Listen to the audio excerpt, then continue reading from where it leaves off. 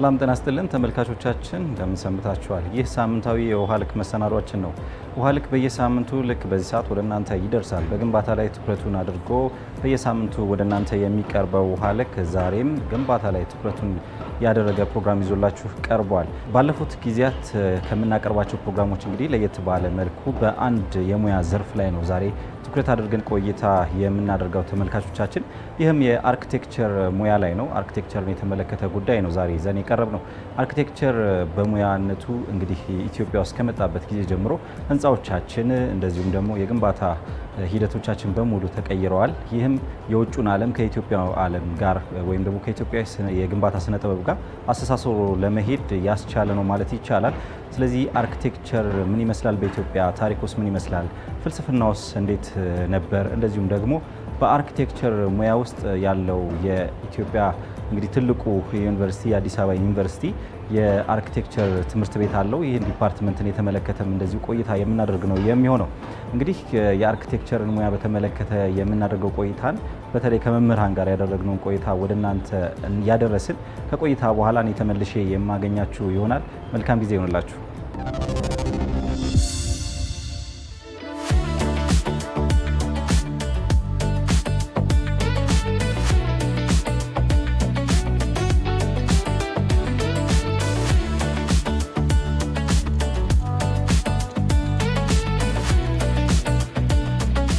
መተዋወቅን ጀምር ማንም በለርሱ ከበደ አደራ እባላለሁ። በአዲስ አበባ ዩኒቨርሲቲ ስኩል ኦፍ ቢልት ኢንቫይሮንመንት በአርኪቴክቸር ዲፓርትመንት ውስጥ አርኪቴክት እና መምህር ሆኜ ነው የማገለግለው። ፍቅረ ስላሴ አብይ እባላለሁ። እኔም እዚሁ በድሮ ህንጻ ኮሌጅ በአሁኑ ስኩል ኦፍ ቢልት ኢንቫይሮንመንት መምህር ነኝ።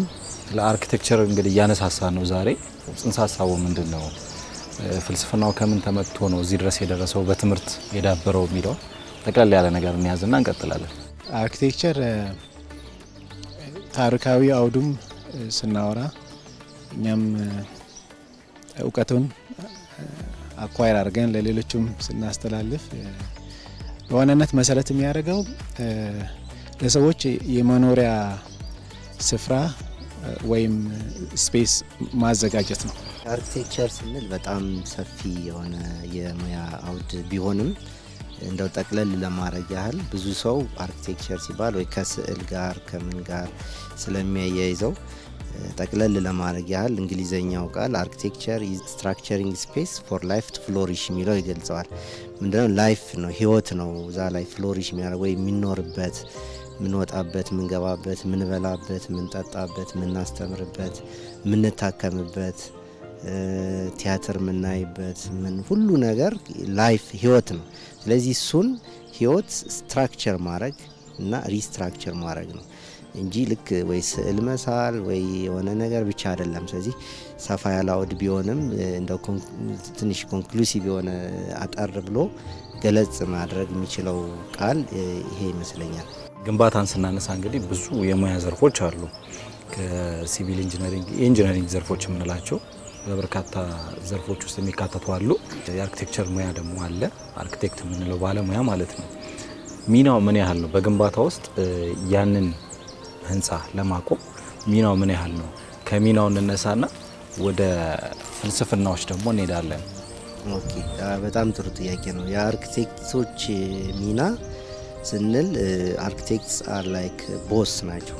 የሁሉም ነገር ውሳኔው የሚተላለፈው መጀመሪያ ከአርኪቴክቸራል ድሮይንጉ ላይ ነው። ስለዚህ አርኪቴክትስ ኖ ሳምቲንግ አባውት ኤቭሪቲንግ ኤንድ ኢንጂነርስ ኖ ኤቭሪቲንግ አባውት ሳምቲንግ። ስለ ኢንጂነሮች ወይ እነዚህ ኤሌክትሪካል፣ ሳኒተሪ፣ ስትራክቸራል የምንላቸው ነገሮች ስትራክቸሩ ለምሳሌ ስለ ስትራክቸሩ ስለ አንዱ ስትራክቸር ሁሉንም ያውቃል ማለት ነው። ኤቭሪቲንግ ያውቃል። አርኪቴክቱ ግን ስለ ሁሉም ነገር ትንሽ ትንሽ ነገር ያውቃል ማለት ነው። ስለዚህ እዛ ነገር ላይ ሲሄድ ስትራክቸሩ ለምሳሌ ኮለን አቀማመጦች ሊሆን ይችላል፣ የስፓስ ኤሌክትሪካል ደክቶች መቀመጫ ሊሆን ይችላል፣ የሳኒተሪው ስፔስ፣ እነዚህን ሁሉ ነገሮች መጀመሪያ ከአርኪቴክቸራል ዲዛይኑ ላይ ነው የሚያልቀው።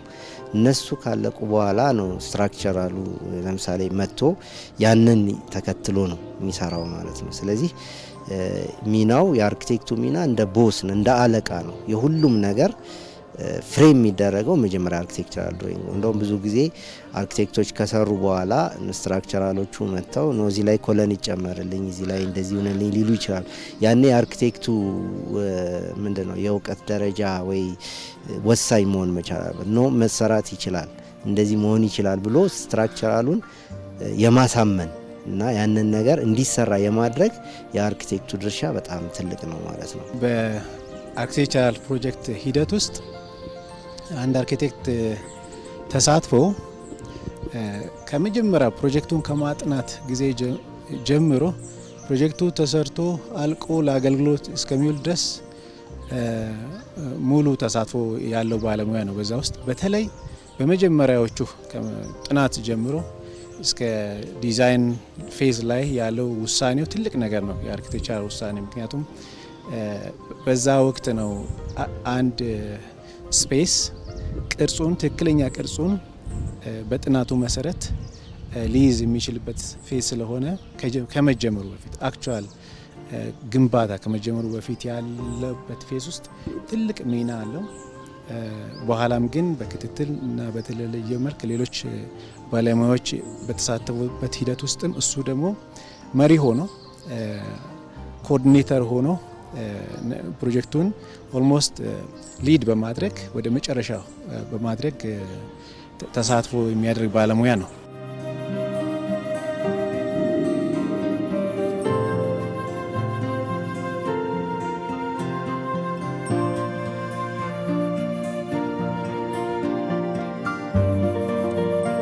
በምታስተምሩበት ወቅት የተለያዩ የፍልስፍና ዘርፎች በዚህ በአርኪቴክቸር ሙያ ውስጥ ያሉ ልታነሷቸው የምትችሉ ከዛ ውጪ ደግሞ ከዛው ጋር ተያይዞ አክቹዋል ደግሞ መሬት ላይ የሚታየው ሂስቶሪካሊ ወደ ኋላ መለስ ብለን እንችላለን። አሁንም ከተማችን ላይ የሚታየው ከፍልስፍናው አንግል ምን ያህል ያስተማራችሁት ሜዳ ላይ ያለ የሚለው እዛው ማንሳት እንችላለን። ስለ ፍልስፍና ከመናገራችን በፊት አንድ ነጥብ ላነሳ ፈልጋለሁ። አርኪቴክቸር በሌላ አገላለጽ ሙያዊ አገላለጹ አርትም ነው ሳይንስም ነው ይባላል። ስለዚህ አርት ደግሞ በታሪክ ውስጥ ብዙ አይነት የፍልስፍና እይታዎች ውስጥ አልፎ የመጣ ነው። አርኪቴክቸርም ከዚህ የተለየ አይደለም ከጥንት ጀምሮና ያ አርኪቴክቸር ፍልስፍና መሰረት የሚያደርገው የማህበረሰቡን ፖለቲካዊ፣ ሌሎች ማህበረሰባዊ ሁኔታዎችን ከጊዜ ወደ ጊዜ ባለው ሂደትና ለውጥ ውስጥ አብሮ በተለይም ቀዳሚ በመሆን አርት ያው እንደሚታወቀው ሊዲንግ ፖዚሽን አለው የማህበረሰቡን ቪዥን በመቅረጽ እና ወደፊት ጊዜው የሚጠይቀውን በማስኬድ ሂደት ውስጥና ስለሆነም እይታዎቹ ብዙ የፍልስፍና ሙቭመንት ወይም ሁኔታዎች ውስጥ አልፎ የመጣ ነው። እኛም አሁን ያለንበት ጊዜ ውስጥ አሁን ዓለም በብዙ መልኩ የተሳሰረበችበት ሁኔታ ውስጥ ነው ያለ ነው አይደለም። በዚህ ጊዜ ይሄን ለዚህ መልስ የሚሰጥ አይነት የፍልስፍና እይታዎች ናቸው የሚኖሩት። በተለይም ለምሳሌ ዩኒቨርሳሊዝም አለ፣ ዓለም አቀፋዊነት የሚባል ነገር አለና ሌላ ዓለም ላይ የሚሆነው እዚህ ቶሎ የመከወን ሼር የመደረግ የመታየት ነገሮች ይኖሩታል። ተጽዕኖቹም እንደዛ ኦፖርቹኒቲ ወይም እድሎችም እንደዚሁ ስለሆኑ ለዛ መልስ የሰጠ አይነት እይታ ይኖራል። ቀደም ሲል የነበረው ሞደርን በሚባለው ወደ ኋላ የተወሰኑ አመታት ብንሄድ በዛን ጊዜ ደግሞ ቴክኖሎጂ ለቢልት ኤንቫይሮንመንት ውስጥ ጥቅም ላይ የሚውሉ ቴክኖሎጂ በመጡ ጊዜ እነዛም ደግሞ ይዘው የተነሱባቸው የወቅቱን ጥያቄ የማህበረሰቡን ጥያቄ ችግሮች መልስ ለመስጠት የተነሱ የተለያዩ አይነት የፍልስፍና ሁኔታዎች አሉ። አንድ ሁለት የሚባሉ አይደለም። ከጊዜ ወደ ጊዜ ግን ኢቮልቭ ያደርጋሉ። አንዱ ዲክላይን ሲያደርግ ሌላው እንደገና ጠቃሚ ሆኖ ይመጣል እና በአጠቃላይ የአርኪቴክቸር የመማር ማስተማሩና ፕራክቲሱ በጣም ፊውቸሪስቲክ ነው። ሁልጊዜም ዛሬም ተሰብስበን የሆነ ቲም አንድ አርኪቴክቸራል ፕሮጀክት ሲሰራ ሁልጊዜም ለወደፊት ነው። ለቀጣዩ የሆኑ አመታት 30 አመት ልትለው ይችላል፣ 60፣ 100፣ 200 ከዛም በላይ እይታዎችን ግምት ውስጥ አስገብተህ ነው ዛሬ ላይ ውሳኔ የምታደርገው እና ይሄ ቪዥነሪ የሆኑ ሰዎችን የግድ አሳታፊ መሆኑ ስለማይቀር ይሄ ደግሞ ነገሮችን ቀድሞ የማንበብ የመረዳት መልስ የመስጠት ፕሮጀክት አድርገው ያንም ይሆናል ተብሎ የታሰበውን ወቅቱ በደገፈ ልክ ቴክኖሎጂ በደገፈ የወቅቱ እውቀት ባስታጠቀ ባስቻለ ልክ ያን ነገር ማስቀመጥ ነው የሚሆነው። እኛም ተማሪዎቻችንን በዚህ ልክ ነው የምናዘጋጃቸው። ልጆቻችን አሁን ተምረው ሲወጡ ከተሞቻችን ያላቸው ሪያሊቲ፣ ማህበረሰባዊ ያለ ሪያሊቲ፣ የቴክኖሎጂ አቅማችን፣ የኢኮኖሚ አቅማችንን በማንበብ ለሱ የተሻለውን ለወደፊት የሚሆን መልስ የሚሰጡበትን አይነት ልምምድ ውስጥ ነው ሁልጊዜ የምናስኬዳቸው ማለት ነው። ከፍልስፍናው ሳንወጣ አንዳንድ ሀገራት ላይ ምን እመለከታለሁ፣ ለምሳሌ ሙስሊም የበዛበት አካባቢ ከሆነ ሃይማኖታዊ ፍልስፍናው በህንፃው ዲዛይን ወቅት ወይም በግንባታው ዲዛይን ወቅት የሚታይ ሆኖ ይቀርባል። ለምሳሌ አረብ ሀገራት ላይ የምንመለከታቸው ግንባታዎች ያንን የሚያሳዩ ናቸው። በብዛት ክርስቲያን ያለበት አካባቢ ደግሞ ያንን ሊያመለክት የሚችል ፍልስፍና ያለው ግንባታ ይከወናል። የኛም ሀገር ላይ እንደዚህ አይነት ሃይማኖት ብቻ ሳይሆን ፖለቲካዊ ሀሳቢያችንን አኗኗራችንን የሚገልጹ የግንባታ አይነቶች ሲከናወኑ ይታያሉ። በዚህ ውስጥ እንግዲህ አርኪቴክቸር ራሱን የቻለ ደግሞ ግብዓት ሆኖ የሚያገለግልበት አለ። ከፍልስፍናው ከሚሰጠው አገልግሎቶችና ከሚናው ለምሳሌ አሁን የወጋገን ህንፃን ብንመለከተው ወይም የንብ ህንፃን ብንመለከተው እነዚህ ዲዛይን የተደረጉበት መንገድ ብናሰላ ከባንኩ ወይም ከዛ ነገር ተነስቶ የሰሩበት መንገድና ይህ ፍልስፍናውና አክቹዋል መሬት የምንመለከተው ነገር ምን ያህል የተጣጣመ እየሆነ ነው የሚለውንም ፍልስፍናው ምን ያህል ተጽዕኖ ያሳድራል የሚለውን በዛው እንድናነሳው ፈልጌ ነው። አርኪቴክቸር የሰውን የአኗኗር ዘይቤ የሚያንጸባርቅ ነው፣ የምናይበት ነው። ሁልጊዜ አሁን በዘመናት ለውጥ የሰዎችን የአኗኗር ዘይቤ የምንቃኘው ወይም ማየት የምንችለው በሰሩት አርኪቴክቸር። ለምሳሌ ፋሲል ግንብ ስናይ ፋሲል ግንብ በዛሬ በ16ኛው ክፍለ ዘመን ሲሰራ በዛ ጊዜ የነበረውን ቴክኖሎጂና የሰውን ስኪል ያንጸባርቃል። ላሊበላ ደግሞ የተለየ አፕሮች የተለየ ሂደት ነው የሄደው። ከመሬት በታች ሃይ ራይዝ መስራት ነው እንግዲህ የላሊበላ ኮንሴፕት። መሬት በታች ወደ ታች ቆፍሮ ማሰቡ በጣም ከባድ ነው። ከታሰበ በኋላ ግን መስራቱ ያው እንዳየ ነው ሲናይ በጣም የሚገርም አይነት ነው። የአክሱም ደግሞ የተለየ ነው። ከዚህ ደግሞ ወደ ብንሄድ ወደ ጅማ እሱ ደግሞ የተለየ ነው። ስለዚህ የራሳቸውን የነበሩበትን ወቅት የሚያንጸባርቁት በአርኪቴክቸር ነው፣ በስራው ነው ማለት ነው። ምክንያቱም አርኪቴክቸር ኦብጀክት ነው፣ ሄደን ምንዳስሰው ምናየው ምንገባበት ምንወጣበት ስለሆነ እንዴት ነው የተሰራው፣ በዛ ጊዜ የነበረው ስኪል እንዴት። አሁን ለምሳሌ በአሁኑ ሰዓት አክሱም ሐውልትን መስራት አይደለም ማቆም፣ አሁን የመጣው አክሱም ከሮም ሲመጣ ምን ያህል እንደተቸገርን አይተናል። በዛ ጊዜ ግን እነዛን ሁሉ ሐውልቶች እንዴት አቆሙት የሚለው ስቲል ብዙ መላምት የሚሰጥበት ነው። ግን የነበረንን የስኪል የእውቀት የችሎታ ግን የምናይበት የምንለካበት በአርኪቴክቸሩ ነው ማለት ነው። ስለዚህ የዚህን ያህል ጥልቅ የሆነ ዲሲፕሊን ነው አርኪቴክቸር ስንል። ወደ አነሳው ነጥብ ስንመጣ ኮንሴፕት እንለዋለን። የዲዛይን ኮንሴፕት ወይ የተሰራበት በአማርኛ መላምት ሊሆን ይችላል። ምንድነው ማለት የተፈለገው በዚህ ህንፃ ምንድነው ማንጸባረቅ የተፈለገው ስንል ብዙ ነገሮች ልናነሳ እንችላለን። ግን እኛ እንግዲህ እንደ መምህር ተማሪዎቻችንን መጀመሪያ ሲመጡ የመጀመሪያው አመትና የመጨረሻው አመት ነው እኛ የምናስተምራቸው በአጋጣሚ። ስለዚህ የመጀመሪያ አመት ሲመጡ የመጡበትን ሂደት አንለርን ማድረግ ነው። አንለርን ማድረግ ማለት ምንድን ነው? ለምሳሌ ፊዚክስ፣ ባዮሎጂ፣ ኬሚስትሪ እየተማሩ ነው የመጡት እነዚህ ልጆች።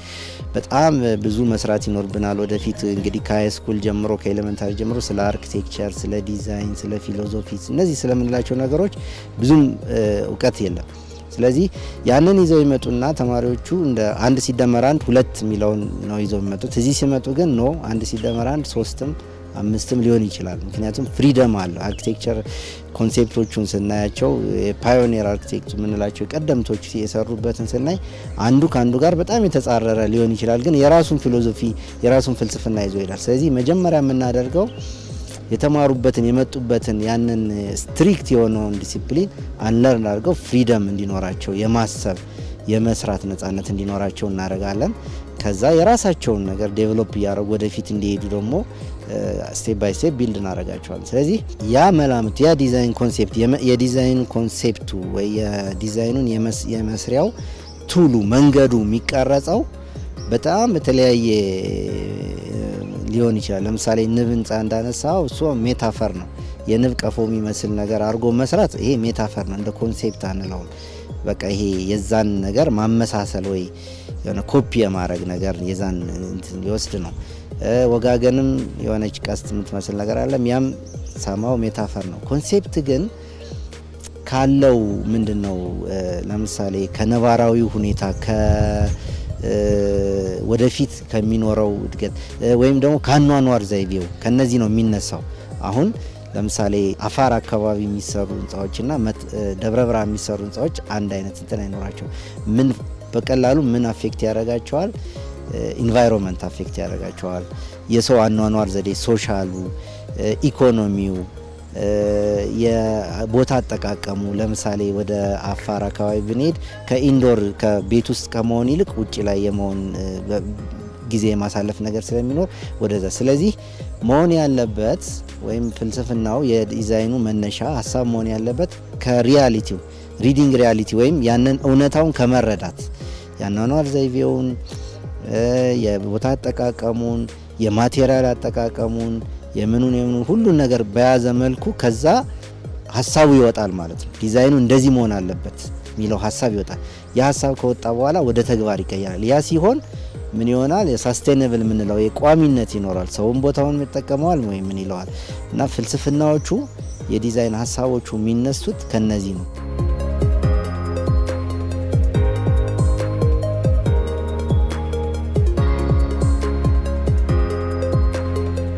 ወደዚህ ተቋም ስንመለስ እዚህ ብቁ የሚሆኑ ተማሪዎች እንግዲህ ከዚህ ወጥተው ገበያ ላይ ተወዳዳሪ ናቸው። ምክንያቱም ያው ዞሮ ዞሮ ትምህርቱን ከሀስከፈ አውቀው ስለሚወጡ ማለት ነው።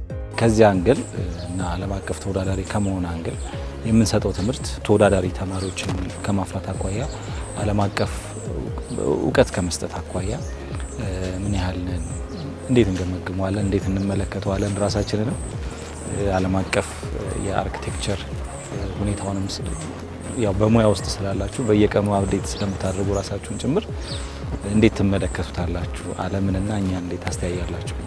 ትዝብታችሁ። ጥሩ ጥያቄ ነው። እንግዲህ የትኛውም አይነት ዲሲፕሊን አርኪቴክቸር በተለይ ፕሪንሲፕሉ ራሱ ዓለም አቀፍ ነው። የዚህ የምትለው አይነት ነገር አለም። የተማርነው እውቀት የተዋቀረው በታሪክ ሂደት ውስጥ ዓለም አቀፋዊ ሆነው ነው እና ኢትዮጵያ ውስጥ የምናስተምር ካናዳ ይሁን የምናስተምረው የምንከተለው ፕሪንሲፕል አንድ ነው። ምናልባት ለየት የሚያደርገው በዛ ስፍራ ላይ ያለው የአቅም ሪሶርስ ሊሆን ይችላል። እንደዚሁም ደግሞ የምናጠናበት ቁም ነገሩ አካባቢያዊ ሁኔታው ሊለያይ ይችላል። እሱ አውድ የራሱ የሆነ ተጽዕኖ ይኖረዋል። ከዛ በስተቀር ግን ኢትዮጵያ ውስጥ የምናስተምረው አርኪቴክቸር ሌላም ዓለም ላይ የምናስተምረው ነው። የምንጠቀመው ፕሪንሲፕል ያው ነው። የኛ ተማሪዎች በተለይ በአሁን ጊዜ ቴክኖሎጂ ብዙ መልካም እድሎችን አምጥቶልናል። እንደ ድሮ ላይሆን ይችላል አሁን ያለው ነገር እንደሚታወቀው ማለት ነው። ሌላው ዓለም ላይ የሚጠቀሙት ለምሳሌ ሶፍትዌር ቢኖር እዚህ ሀገር ብዙ ባልዘገየ ጊዜ ይመጣል። ልጆቹ በጣም ፈጣን ናቸው። ስለዚህ ጥቅም ላይ ያውላሉ። የትምህርት ስርዓቱም ካሪኩለሙም ከጊዜ ወደ ጊዜ ራሱን ሪቫይዝ ያደረገ ከጊዜው ጋር እያስኬደም ስለሆነ ከሞላ ጎደል ዝግጁ ናቸው።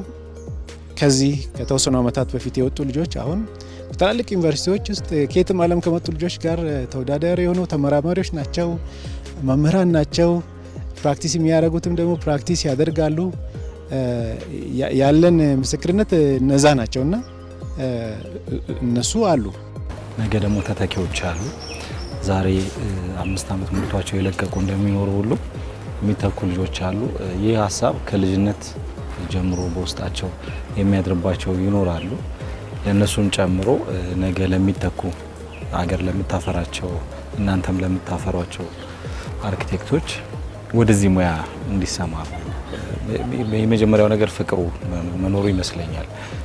ለየትኛውም ሙያ ፍቅር የሌለው ሰው ሊቀጥል የማይችል ይመስለኛልና ምን ያህል እውነት ነው የሚለውን እናንተ ስለምታውቁት ለሚመጡ ታዳጊዎች የሚሆን በዚህ ሙያ ውስጥ ለመሰማራት ለሚፈልጉት ምን ትላላችሁ? እንደ መምህር አንድ ሰው የሚሰራው ነገር ዛሬ የሚሰራው ነገር ቀጣይ በመቶ ዓመታት ታሪክ የሚሆን ነገሮችን ከተማ ዶክመንቴሽን ነው ይባላል። በሌሎች ዓለማት ላይ ለምሳሌ አንዱ በጣም ሌላውን ተናፋቂ የሚያደርገው ሌላው ዓለም ሄዶ እንዲያየው ሊጎበኘው የቱሪስት አቅምን ሁላ የገነባላቸው ባደጉት ሀገራት ላይ አንደኛው የአርኪቴክቸሩ ትዕይንት ነው፣ ከተማውን የሞላው ነገር ማለት ነው። እና ያንን ያስቀመጡበት በታይም ውስጥ አስደናቂ ነው። ሪከርዱ የሚገርም ነው። ከሺህ ዘመናት ጀምሮ ሪከርድ ያላቸው አሉ። ከመቶ ዓመታት ጀምሮ ሪከርድ የሆኑ ህንፃዎች አሉ። ደግሞ ዛሬ ላይ ሄደን ስናይ ለመረዳት ሁላ የሚቸግረን፣ ምክንያቱም ለወደፊት ተብሎ ራሱ ፕሮጀክት ተደርገው የተቀመጡ ሁላ ሰው ልጅ የሚደመምባቸው ጉዳዮች አሉና ወደዚህ አይነት የሙያ ልምምድ ነው እየተጠሩ ያሉት እነዚህ ትውልዶችና ስለዚህ በጣም ቪዥነሪ ስኪልፉል ቴክኖሎጂን ሙሉ አቅማቸው ተጠቅመው መጠቀም ፍቃድና ፍላጎትና ናፍቆት ያላቸው ማህበረሰብን ደግሞ በጣም የሚወዱ ሰው ወዳድ ተፈጥሮ ወዳድ ምክንያቱም የምናመጣው መፍትሄ መጀመሪያ እንደተጠቀሰው ለሰው ልጅ የተሻለውን የመኖሪያ ስፍራ ማመቻቸት ነው። ስፔስ አለ የተሰጠን ፈጣሪ የሰጠን ይሄ ስፔስ የምንለው ነው። በአማርኛ ምን እንደምንለው በደንብ ባላውቅም ማለት ነው። እሱን ሪስትራክቸር አድርገው ለሰው ልጅ እለት እለት እና ኢንተራክሽን አብሮነት መቃኘት ማለት ነው። ስፔስን መቃኘት ነው። አንድ ሙዚቀኛ ሙዚቃን ድምፅን እንደሚቃኘው ሁሉ አርኪቴክት ደግሞ ስፔስን ይቃኛል። ያ ቅኝት ጥበብ ነው። ደግሞም ተግባራዊ ስለሚደረግ ወደ ተጨባጭ ሪያሊቲ እውነታ ደግሞ የሚቀየር ነው። በሀሳብ ላይ ብቻ የሚቀር ስላልሆነ የሚተከል ስለሆነ መሬት ላይ የሚታይ ሰው በውስጡ የሚወጣ የሚኖረው ሁኔታ ስለሆነ የምንፈጥርለት በጣም ፋሲኔቲንግ ነው። እንትኑ ሬንጁ ከሀሳብ ከፍልስፍና ተነስቶ እስከ ተጨባጭ የሆነ ግንባታ ድረስ የሚቀመጥ ነገር ቅድም እንደተባለው መጨረሻ ላይ ስናይ የሆነ የሚታይ የሚዳሰስ የሚጨበጥ ነገሮች ሁሉ እሱን አቃፊ ሆኖ የሚተገበር ስለሆነ ማንነት እንደ መገንባትም ጭምር ቀጣዩ ትውልድ እኔ አርኪቴክት ነኝ ስል የተለየ ስሜት ይኖራል። ከዚህ አንጻር ከሞትክ በኋላ እንዳትረሳ ከፈለክ መጽሐፍ ጻፍ ይባላል። ያ ማለት ልክ ለምሳሌ አቤ ጉበኛ ወይ አዲስ አለማየሁ ስንል መጽሐፋቸውን ስለምናነብ ሁሌ ይታወሳሉ ማለት ነው። ልክ እንደዛ ወደኛ ወደ አርኪቴክቸር ደግሞ ስትመጣ ትዝታን ጥለ መሄድ ከፈለግ ደግሞ አርኪቴክቱን እንደማለት ነው። ምክንያቱም አርኪቴክት ስትሆን ህንፃ ትገነባለ። ቅድም ባነሳ ነው መልኩ ፊሎዞፊው ሊሆን ይችላል፣ ምንኖች ሁሉ አታች የሆነበት ህንፃ ነው። ስለዚህ ይህንን ማን ነው የሰራው? የአምልኮ ቦታ ሊሆን ይችላል፣ ቤተክርስቲያኖች ሊሆን ይችላል፣ ሙዚየም ሊሆን ይችላል፣ ቅድም ያነሳናቸው ባንኮች ሊሆን ይችላል ሁሉ። ስለዚህ ከዛ ጀርባ አርኪቴክቱ አለ ማለት ነው። ሁሌ ይታወሳል። አሁን ለምሳሌ አርቱሮ ሜዜዲ የሚባለው የከተማ ከንቲባ ጽህፈት ቤት ያለውን ፊንፊኔ ህንፃን፣ ኢሲኤን እነዚህን ሁሉ የገነባቸውን በዛ በ1960 የነበረው ሙቭመንት ላይ አንድ አርኪቴክት ጣሊያናዊ አርኪቴክት ነው። ስለዚህ በነዛ ህንፃዎች ጀርባ ሁሌ እሱ ስሙ ይነሳል ማለት ነው። ሰው ሲገባ ሲሰበሰብ ምን ሲል ያንን ስፔስ ሲጠቀም ሁሌ ይታወሳል። ላሊበላን ብናይ ላሊበላ አሁን ሁሉም ሙስሊምም ይሁን ክርስቲያንም ሃይማኖት ያለውም የሌለውም ሁሉ የሚደነቅበት ነው። ላሊበላ ማለት እንግዲህ አርኪቴክቱ እሱ ነው። ዲዛይን ያደረገው ኮንስትራክሽኑ ሊድ አድርጎ የሰራው እሱ ነው። ከሃይማኖቱ ወጣ ስንል ደግሞ ሂዛን አርኪቴክት ማለት ነው። ሁሌ ይታወሳል ማለት ነው። ወደ ውጭም ብንሄድ አንድ ኤግዛምፕል ለመጥቀስ ኤፍል ታወር የምንለው ፓሪስ ውስጥ የተሰራው በአንድ እንደውም ሲቪል ኢንጂነር ነው ዲዛይን ተደረገ። ከዛ በወቅቱ በዛ ሰዓት በተሰራ ሰዓት ሰው ሁሉ ይፍረስልን ብሎ ጠየቀ ምናለ። አሁን ግን ኢን ሚሊየንስ በአመት ውስጥ በሚሊየን የሚቆጠር ሰው የሚጎበኘው ነው። ግን ኤፍል ታወር ነው የተባለው። ስሙ ራሱ የተሰየመው ከዲዛይነሩ ጀርባ ነው ማለት ነው። ስለዚህ ያን ያክል ተጽዕኖ መፍጠር የሚቻልበት ዲሲፕሊን ነው ማለት ነው። በሁሉም ነገር ላይ ስንሄድ ስማችንን ከፍ አድርገን እንድናይ በጣም ትልቅ የሆነ ፍሪደም አለ። በዛ ፍሪደም ውስጥ ሰርቶ ሳክሰስፉል የመሆን እድሉ በጣም ሰፊ ነው። ኢንፍሉዌንስ የማድረግ ተጽዕኖ የማሳደር ሌሎቹን እንዲሰሙ የማድረግ በጣም ብዙ። ለምሳሌ አርኪቴክት ሆኖ ዲዛይን ብቻ ላይሆን ይችላል የሚሰራው። ፖለቲከኛም ቢሆን በጣም ኢንፍሉዌንሰር ነው የሚሆነው። ሶሻል ውስጥም ቢገባ እንደገና ኢኮኖሚስትም ቢሆን በሁሉም መስኩ ላይ መሰማራት የሚችልበት ነገር ስለሚሆን እና ነጻነት ያለው ነገር ስለሆነ በዚህ ነገር ላይ ኢንቮልቭ አድርጎ አርኪቴክት ሆኖ መመረቅ በራሱ እኔ እንደውም እንደ ካልቸር ሁሉም በተወሰነ እንደ ሁሉም አርኪቴክት ይሁን ማለት ሳይሆን የተወሰነ እውቀት ግን በሁሉም ዘንድ ቢኖረው በጣም ደስ የሚልና የሆነ አለ አይደለ ምንድነው እውቀትንም በተግባር የሚታይበት የሚተረጎምበት ስለሆነ ትልቅ ዲሲፕሊን ነው ለማለት እፈልጋለሁ። በጣም ነው የማመሰግነው እዚህ ስለቆያችሁ ጊዜያችሁንም ስለወሰድኩኝ። ያው ስለ አርኪቴክቸር ሙያ በደንብ ማህበረሰቡ እውቀት እንዲኖረው ፍላጎት ያላቸው ደግሞ መነሻ ኖሯቸው በዚህ ተነሳስተው ወደ ሙያው እንዲገቡ ከማድረግ አኳያ ነው ጊዜ ወስደን ቆይታ ያደረግንና በፋና ቴሌቪዥን በውሃ ልክ ፕሮግራም ተከታታዮች ስም ከልብ አመሰግናችኋለሁ። እሺ እናመሰግናለን። እኛም ተመልካቾቻችን በቆይታችን እንደተገነዘባችሁት እንግዲህ በአርኪቴክቸር ሙያ ላይ በርከት ያሉ ግንዛቤ የሚያስጨብጡ ቁም ነገሮች እንዳገኛችሁበት ተስፋ እናደርጋለን። እንግዲህ በከተማችንም በተለያዩ አካባቢዎች ብቅ እያሉ የሚገኙ የህንፃ ዲዛይኖች ይኸው የሀገር ውስጥና እንግዲህ በጣም በትምህርትም እጅግ በጣም ከፍ ያሉ በሀገር ውስጥ ታዋቂ በሚባሉ ባለሙያዎችም ጭምር ዲዛይን የተደረጉ ህንፃዎች ናቸው አሁን ላይ እየመጡ ያሉት። ስለዚህ ይህ የአርኪቴክቸር ሙያ ምን ያህል ከፍ እያለ እንደሆነ በጣም አመላካች ነው። አሁን ከቆምኩበት ከጀርባ እንደምትመለከቱት ጭምር በርከት ያሉ ህንፃዎች በተለይ በባንኮች ላይ የሚታዩት ዲዛይኖች እጅግ በጣም ውብ ለከተማዋም ተጨማሪ ገጽታን በማላበስ ላይ የሚገኙ ናቸውና እነዚህ ዲዛይኖች የመጡት ከአርኪቴክቸራል ትምህርት ቤት ከወጡ ባለሙያዎችና እንደዚሁ ደግሞ የኢትዮጵያን ገጽታ በመቀየር ላይ በሚገኙ ትላልቅ ባለሙያዎች ነውና ይህን የአርኪቴክቸር ሙያን ማሳደግ ይገባል። የሁሉም ባለድርሻ አካላት ተሳትፎን ይፈልጋል ለማለት እንወዳለን። የዛሬው ፕሮግራማችን በዚሁ ይጠናቀቃል። ሳምንት በሌሎች ባልደረቦች ከሌሎች መሰናዶዎች ጋር በድጋሚ የምንገናኝ ነው የሚሆነው። አብሬያቸው የቆየሁት ዳዊት ጎሳይ ነኝ። መልካም ሳምንት።